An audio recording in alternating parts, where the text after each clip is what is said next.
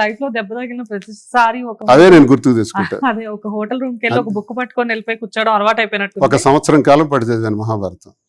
భయంకరమైన ధైర్యం వచ్చింది. ట్రై చేయమని చెప్తున్నాను అందరికన్నా. ఎవరికి కష్టం అనిపించినా సంస్కృత భాషలో వెళ్ళకండి, తెలుగు భాషలో చదువుకోండి, అర్థం చేసుకోండి. సూపర్. సో మొత్తానికి ఆ జగన్ నాటకం గురించే చెప్పారు. మీ జగన్ నాటకం గురించి ఏమైనా చెప్తారా? నా జగన్ నాటకం ఏంటి, స్వామి ఏం చేస్తున్నాడో మనకేం తెలుసు. ఎందుకు పార్టీకి చాలా సేవలు చేశారు, పార్టీలో ఒక గుర్తింపు తెచ్చుకున్నారు. ఎవరినైనా కానీ వ్యక్తిగతంగా మీకు నచ్చలేదు అంటే, అక్కడ తప్పు ఉంది అంటే ఖండించారు, విమర్శించారు. సడన్ గా పార్టీ నుంచి ఎందుకు బయటకు వచ్చారు? ఐ మీన్ బయటకు ఎందుకు పంపించారు? ఇప్పటికీ నాకు అర్థం కాని $1000 వస్తున్నది, నన్ను ఎందుకు సస్పెండ్ చేశారు?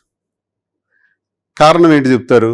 వ్యక్తిగత కారణం అంటారు. ఈ కారణం తెలిసే 22లో కూడా తెలుసు, 23లో తెలుసు. తెలిసిన తర్వాత టికెట్ అనౌన్స్ చేశారు 23 ఏప్రిల్ 19వ తారీఖున.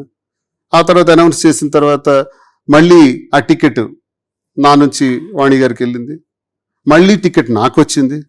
ఇవన్నీ తెలుసు, మరి అప్పుడే టికెట్ ఇవ్వకూడదు. 2, ఇంట్లో గొడవ జరుగుతున్నప్పుడు 24లోనే సస్పెండ్ చేయాలి. ఆ ఏప్రిల్లో ఎందుకు చేశారు? సుమారు 7-8 నెలల తర్వాత. సో వ్యక్తిగత కారణం పెట్టి సస్పెండ్ చేయటం ఏంటి? వ్యక్తిగత కారణాలు ఎవరికి లేవు? ఒకవేళ నాలాగే వ్యక్తిగత కారణాలు ఉండకూడదు రాజకీయాల్లో అంటే, ఏ రాజకీయ పార్టీలో కూడా ఒక్కడ కూడా ఉండడే. అందరు షర్ట్లు ఇప్పితే మచ్చలే ఉంటాయి. మన అందరం సర్వసంగ పరిత్యాగులు కాము, స్వర్గం నుంచి దిగిరాలేదు. ప్రతి ఒక్కడికి ఇన్నేసి మచ్చలు ఉంటాయి.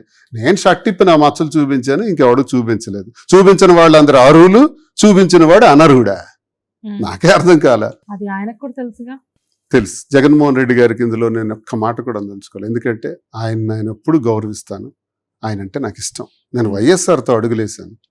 స్టూడెంట్ లీడర్ నుంచి పెద్ద ఆయన దగ్గరికి వెళ్ళటం నాకు అలవాటు. ఆయనే నాకు జిల్లాకు పరిచయం చేశాడు, ఆయనే ఇన్ఛార్జిని చేశాడు, ఆయనే టికెట్ ఇచ్చారు, ఆయనే జిల్లా పరిషత్ వైస్ చైర్మన్ చేశారు. ఆయన మరణించిన తర్వాత నా రోజులు పాడైపోయినాయి. నేను దిక్కులేని వాళ్ళే అయిపోయాను. తర్వాత కుమారుడు వచ్చాడు, కుమారుడితో అడుగులేశాను. అడుగులేసిన తర్వాత ఆయన నాకు చల్లగా చూసుకున్నాడు, బాగా చూసుకున్నాడు, గౌరవించాడు, మంచి హోదాను కల్పించాడు, ఎమ్మెల్సీని చేశాడు. సాష్టాంగ ప్రణామం. జగన్మోహన్ రెడ్డి నేను ఒక్క మాట కూడా అనను. నా గుండెల్లో అది లేదు, రాదు. కాకపోతే మా జిల్లా ఉండే నాయకులు ఇదే ఛాన్స్ దువ్వాడ శ్రీనివాస్ని ఇప్పుడు లేపకపోతే మరి లేపలేము అనుకున్నారు. ధర్మాన ప్రసాద్, కృష్ణదాస్ కలిపి నాటకాలు ఆడి సార్ దగ్గర ప్రతిరోజు చెప్పించి, క్వార్టరీతో చెప్పించి నన్ను సస్పెండ్ చేయించారు. ఇందులో రహస్యం మరేం లేదు. నా సస్పెన్షన్కి కారణం జగన్మోహన్ రెడ్డి గారు కాదు, ధర్మాన ప్రసాద్, కృష్ణదాస్, మా జిల్లా నాయకులు. కాదు సార్, ఇప్పుడు మీ గురించి ఆయనకు మొత్తం తెలుసు. ఎందుకంటే మాధురి గారి గురించి ఏమీ లేకముందు కూడా మీకు వాణి గారికి మధ్యన ఏం జరుగుతుందో ప్రతిదీ మీరు తీసుకెళ్ళి ఆయన ముందు పెట్టారు. అండ్ ఎవరో ఒకళ్ళ ద్వారా ఆయన దాకా వెళ్ళింది.